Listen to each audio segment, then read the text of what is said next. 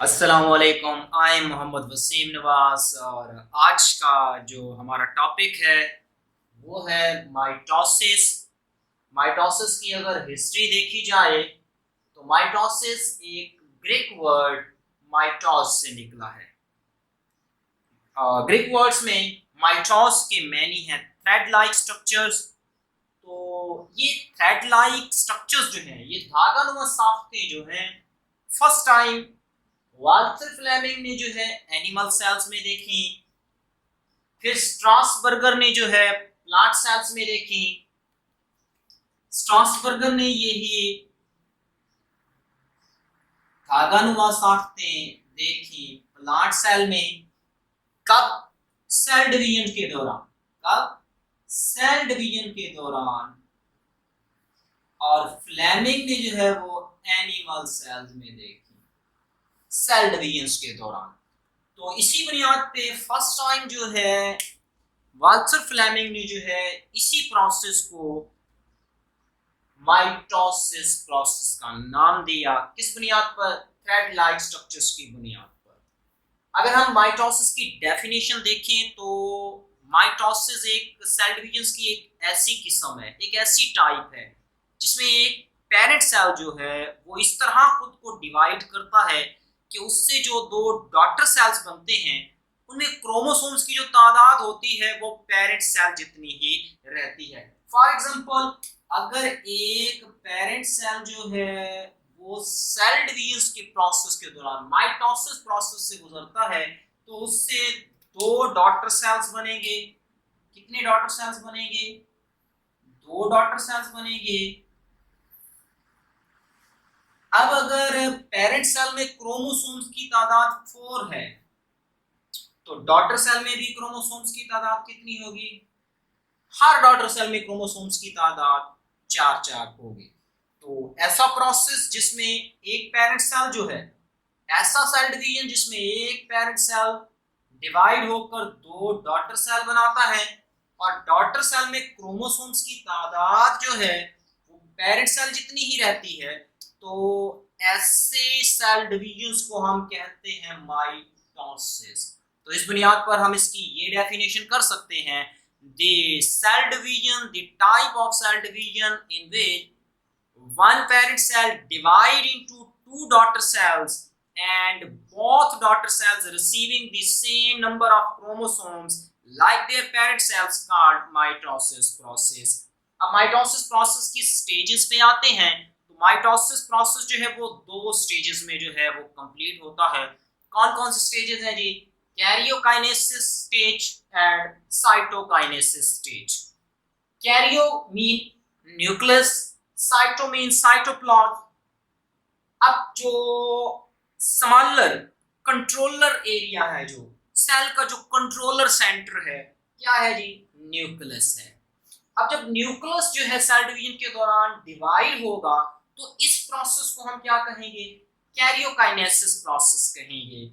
The process in which during cell division, the process in which nucleus divide will be called karyokinesis process, and during cell division, the process in which cytoplasm, ये जो jelly like structure है, ये जो jelly like liquid है, किसमें बोला? Viscous liquid present inside cell around nucleus will be called cytoplasm. और जब ये साइटोप्लाज्म सेल डिवीजन के दौरान क्या होगा? डिवाइड होगा। तो इस प्रोसेस को हम क्या कहेंगे? इस स्टेज को क्या कहेंगे? साइटोकाइनेसिस स्टेज कहेंगे। लेकिन पहले हम जो है कैरियोकाइनेसिस स्टेज को ही क्या करेंगे? डिस्कस करेंगे। अब माइटोसिस प्रोसेस के जो फेजेस हैं वो 4 फेजेस हैं। कौन कौन सी? Prophase, metaphase, anaphase, telophase. पहली फेज जो है वो क्या है जी? प्रोफेज है। अब प्रोफेज में जो सेल होता है, प्रोफेज तक जो सेल पहुंचता है वो बचा एस फेज से, इंटरफेज से गुजर के आता है। अब इस सेल में जो है तीन तरह के स्ट्रक्चर्स जो हैं सेल के न्यूक्लियस के अंदर, तीन तरह के स्ट्रक्चर्स जो हैं वो नुमाया होंगी, जिसे हमने जो है इस टॉपिक में डिस्कस करना है। कौन कौन सी हैं? सेल के न्यूक्लियस के अंदर जो है वो बहुत ही बारीक धागानुमा स्ट्रक्चर्स होंगी। इन थ्रेड लाइक स्ट्रक्चर्स को हम बोलते हैं क्रोमैटन मटेरियल। क्रोमोसोम्स नहीं कहेंगे, इन्हें कहेंगे क्रोमैटन मटेरियल्स। अब न्यूक्लियस के अंदर एक स्पॉट लाइक स्ट्रक्चर्स होती है, एक धब्बानुमा साफ्त होती है, जिसे हम क्या कहते हैं? न्यूक्लियस कहते हैं। अब न्यूक्लियस की जो आउटर वॉल है, outer wall of nucleus will be called nuclear membrane या फिर न्यूक्लियर इन्वेलप भी आप इसे कह सकते हैं। अब फर्स्ट स्टेज पे क्रोमैटन मटेरियल्स जो है ये कंडेंस होगा, क्वाइल्ड बाय क्वाइल्ड, ये एक दूसरे के साथ क्या होंगे? क्वाइल्ड होंगे। क्वाइलिंग के दौरान क्रोमोसोम्स जो है यूं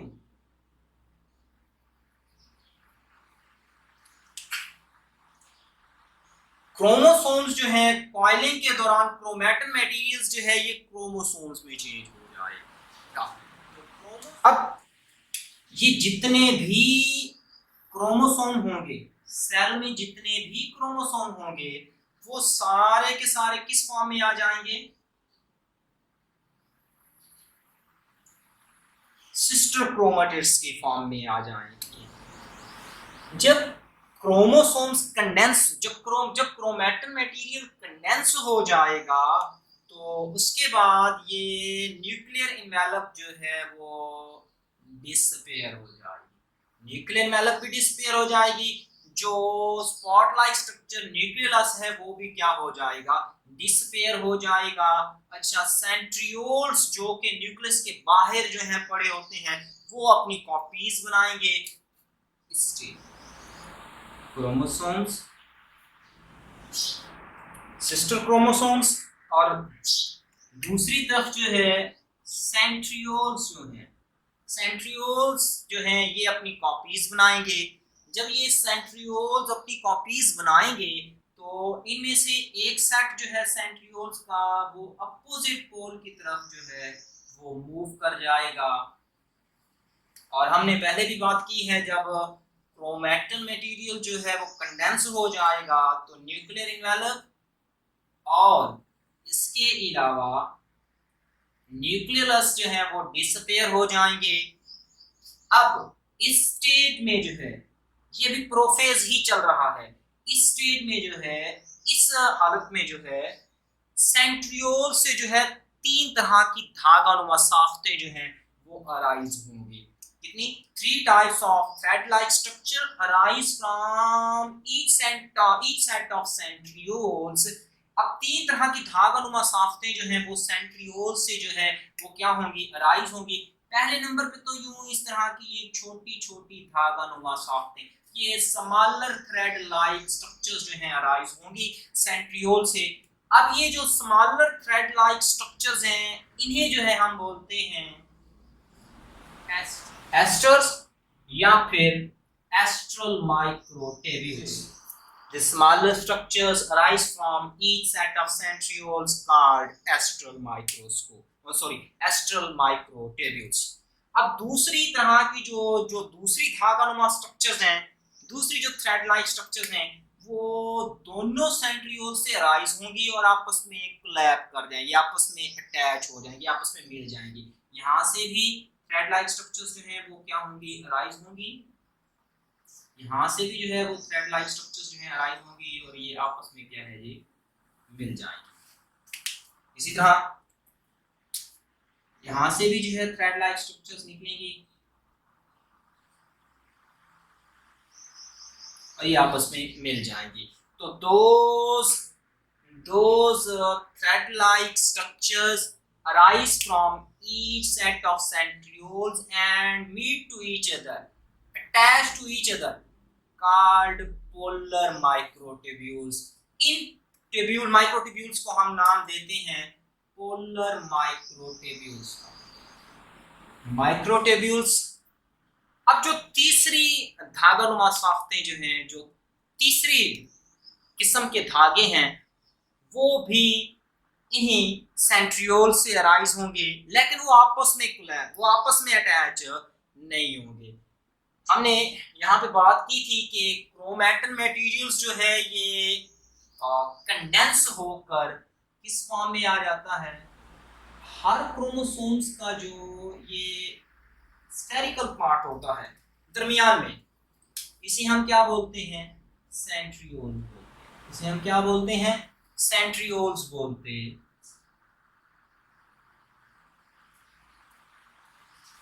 अब ये जो सेंट्रियोल है ये एक खास किस्म के प्रोटीन से बना होता है, जिसे हम काइनेटोकोर प्रोटीन कहते हैं।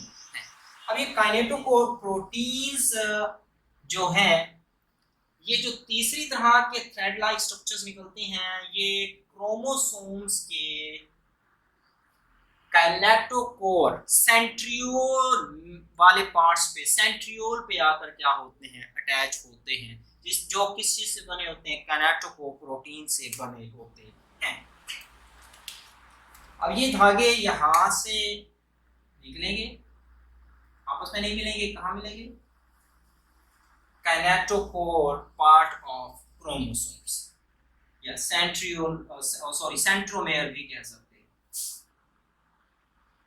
इस हिस्से को सेंट्रोमेयर कहते हैं, जो बना होता है काइनेटोकोर प्रोटीन से।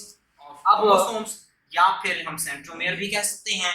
तो इसी वजह से इन थ्रेड्स को, ये तीसरी तरह के जो थ्रेड्स हैं, इन्हें हम बोलते हैं काइनेटोकोर माइक्रोट्यूब्यूल्स।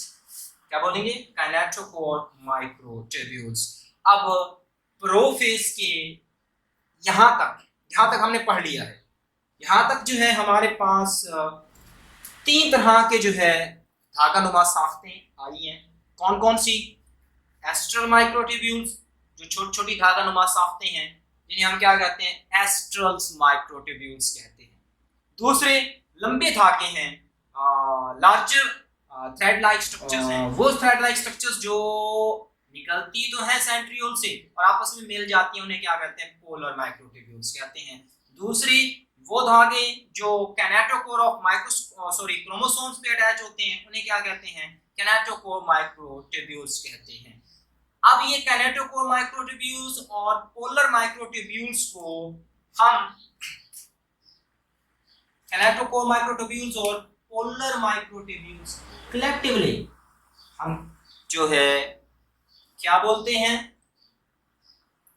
Spindle fibres. क्या बोलेंगे, स्पिंडल फाइबर्स बोलेंगे। अब सेल के अंदर जो है, यहां तक हमारे पास तीन स्ट्रक्चर्स आ गई, spindle fibres,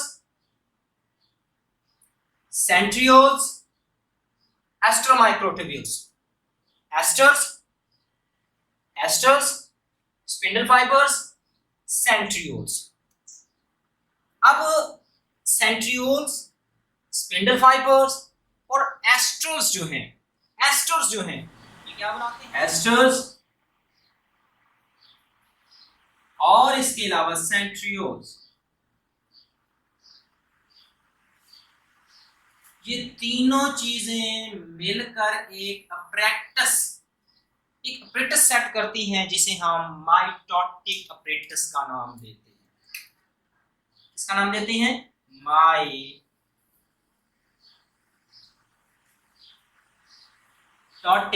apparatus.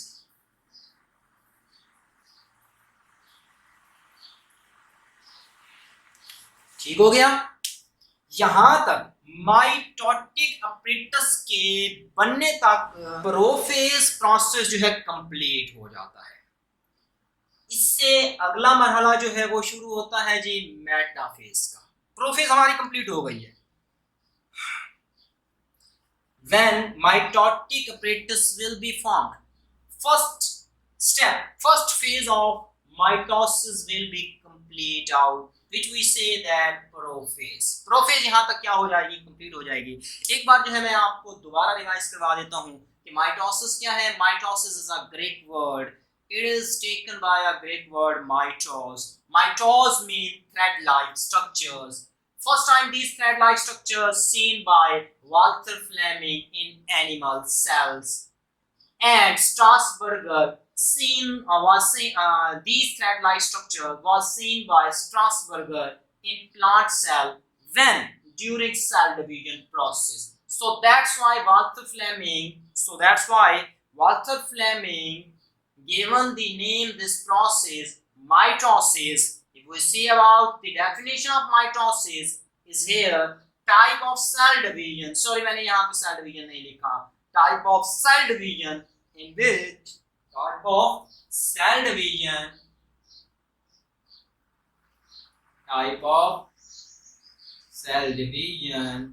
in which one parent cell divide to form two daughter cells and both daughter cells receiving same number of chromosomes according to their parent cells called mitosis process. इस process को हम क्या कहेंगे?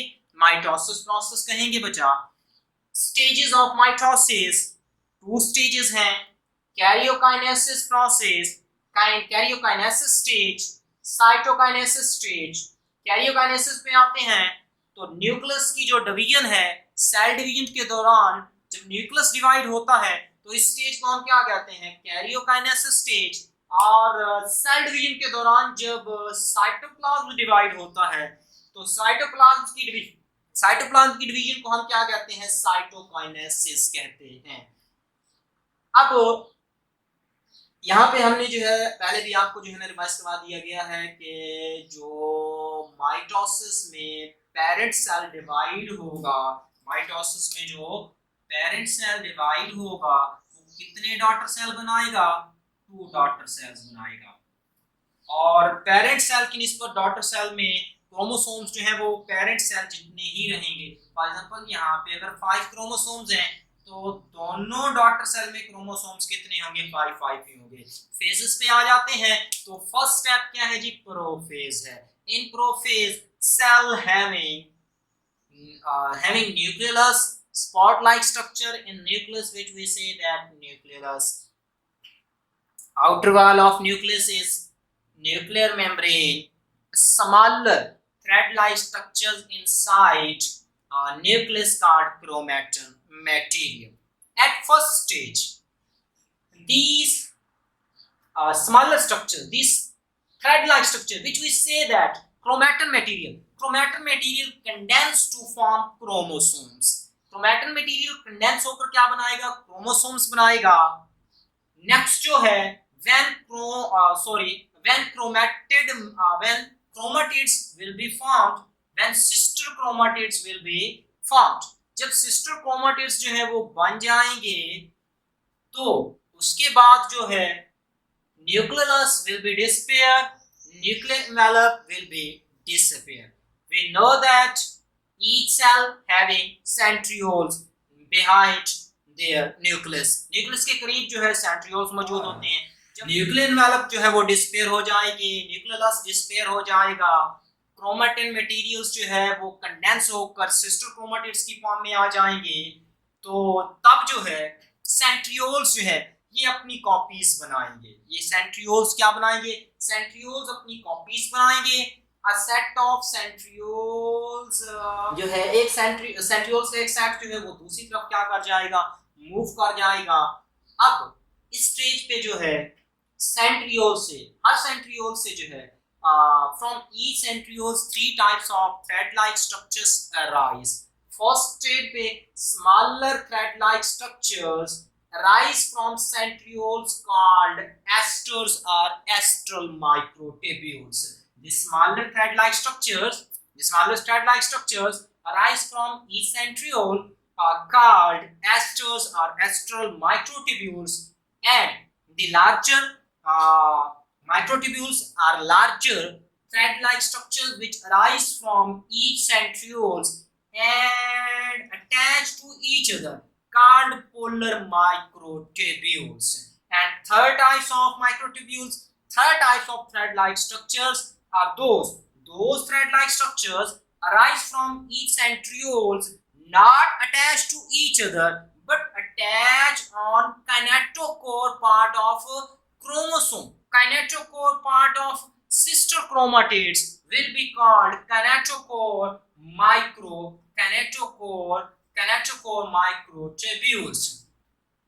So these three structures, centriole, polar microtubules, kinetochore microtubules, combine to set an apparatus. ये apparatus जो है क्या करते हैं, सेट करते हैं, एक apparatus बनाते हैं जिसे हम क्या कहते हैं, mitotic apparatus कहते हैं. Mitotic apparatus, when mitotic apparatus will be formed, जब ये mitotic apparatus बन जाएगा और first phase, I mean prophase will be complete out, then next stage will be metaphase, next phase will be metaphase, and that's next is anaphase and telophase, so on. We will discuss metaphase, anaphase and telophase in next lectures. If you have any question related to the topic, you can ask to me in comment box.